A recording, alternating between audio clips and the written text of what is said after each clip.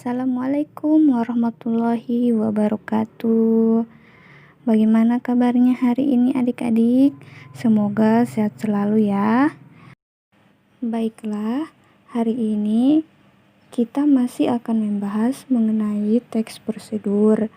Namun, kita akan melanjutkan kembali teks prosedur ini pada kompetensi dasar yang kedua, yaitu menganalisis struktur dan kebahasaan dari teks prosedur itu sendiri. Pada kompetensi dasar kita kali ini dapat kita lihat di situ ada dua, yaitu yang pertama kita akan belajar menganalisis struktur dari teks prosedur, dan yang kedua kita akan belajar menganalisis kebahasaan dari teks prosedur itu sendiri. Nah, pada kompetensi dasar kali ini kita akan bagi menjadi dua pertemuan. Untuk pertemuan kita yang hari ini kita akan membahas mengenai struktur dari teks prosedur itu sendiri. Oke, langsung saja sebelum Ibu mulai pada materi mengenai struktur teks prosedur, Ibu akan mengingatkan kalian kembali tentang apa itu teks prosedur. Jadi, teks prosedur adalah teks yang berisi langkah-langkah atau tahapan yang harus dilakukan untuk mencapai tujuan. Nah, apakah kalian tahu atau kalian ingat apakah tujuan dari teks prosedur itu sendiri? Oke, Ibu akan bantu mengingatkan. Jadi, tujuan yang harus kita capai dalam sebuah teks prosedur adalah membantu seseorang memahami bagaimana cara melakukan atau membuat sesuatu dengan tepat. Selain itu, pembaca atau pendengar dapat mengikuti langkah atau perintah dari isi teks. Oke anak-anak, langsung saja kita masuk pada pembahasan kita pada materi yang pertama, yaitu struktur teks prosedur. Apabila teks prosedur kita perhatikan dengan cermat, di dalamnya terdapat sejumlah informasi berupa pernyataan umum dan informasi tentang tahap-tahap kegiatan. Berikut adalah penjelasannya. Struktur dari teks prosedur yang pertama terdiri atas pernyataan umum. Pernyataan umum sendiri berisi tujuan, pengantar, pengenalan, atau gambaran umum tentang isi petunjuk dalam teks prosedur.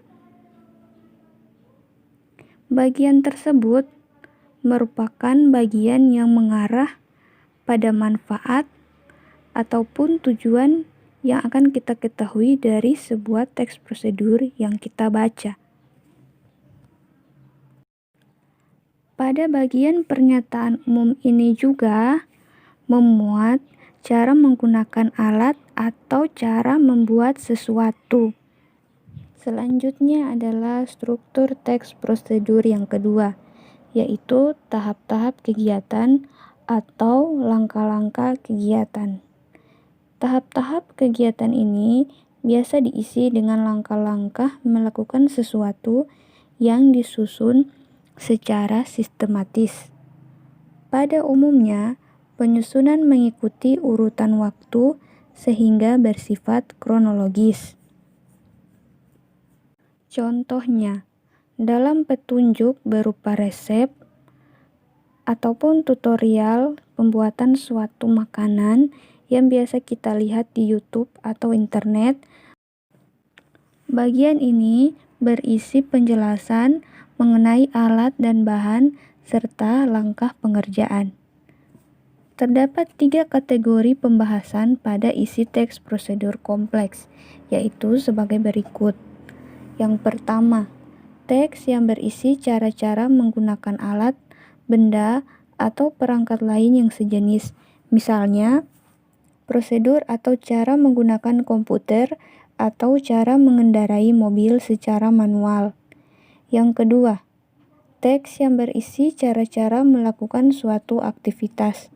Misalnya, cara-cara melamar pekerjaan, seperti pada contoh bacaan yang kemarin, yaitu trik membaca peluang dan menulis lamaran pekerjaan, itu merupakan cara-cara melamar pekerjaan. Kemudian, cara membaca buku secara efektif dan cara-cara berolahraga bagi penderita sakit jantung. Itu dia contohnya. Kemudian yang ketiga, teks yang berisi kebiasaan-kebiasaan atau sifat-sifat tertentu. Misalnya, cara-cara menikmati hidup dan cara melepaskan kebosanan.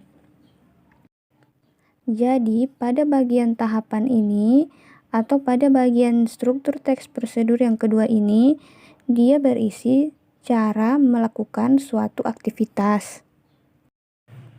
Kemudian yang terakhir yang merupakan bagian dari struktur teks prosedur adalah bagian penegasan ulang.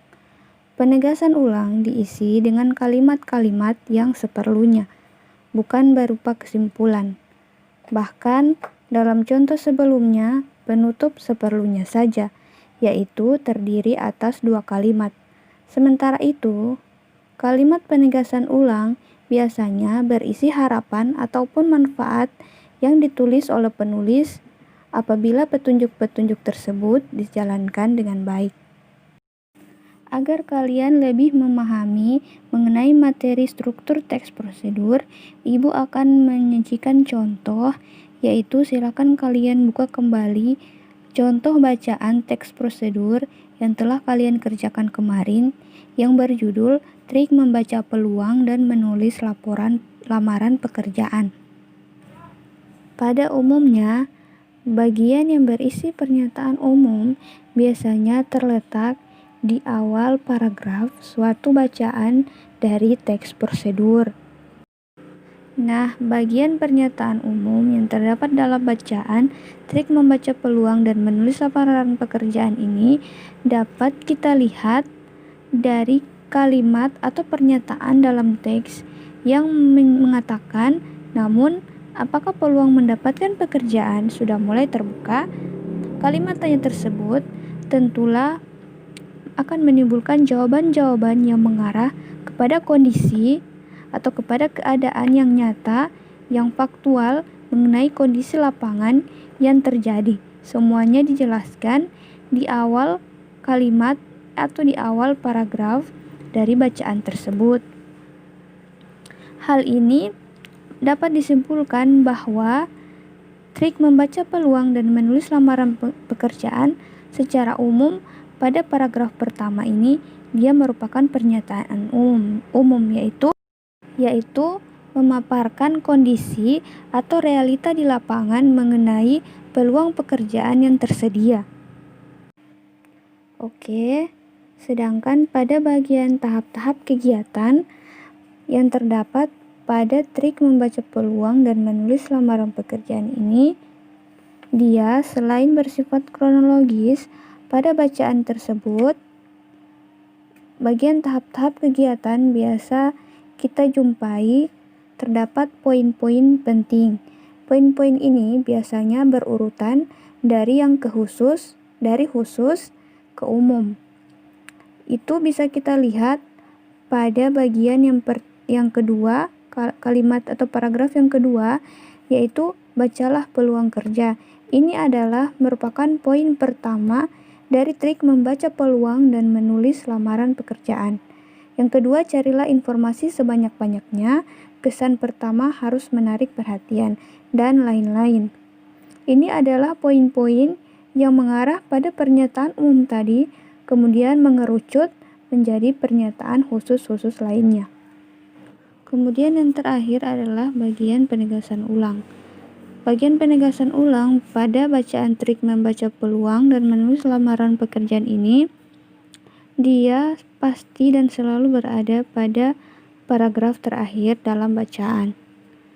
Paragraf tersebut dapat kita lihat atau dapat kita kenali dengan adanya saran atau harapan yang ditulis oleh penulis jika petunjuk atau langkah-langkah yang dilakukan sesuai dengan apa yang disampaikan.